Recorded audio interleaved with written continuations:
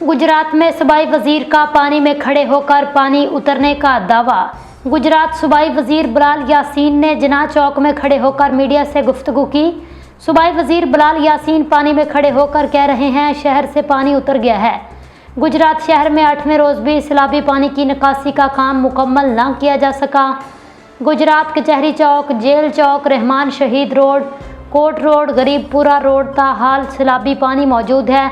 DC Gujarat, DPO Gujarat समेत सरकारी अफसरान की रहायशगाहों के बाहर से निकासी आब का काम जारी है। डीसी कॉम्प्लेक्स, सरकारी दफातर, जिला कचहरी, थाना सिविल लाइन, पुलिस लाइन के बाहर भी सैलाबी पानी मौजूद है।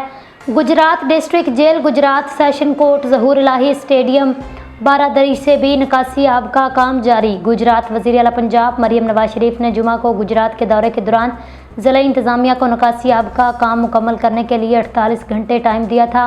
सैलाबी पानी ने 8 रोज़ में गुजरात के शहरियों का अरबों रुपए का नुकसान किया है।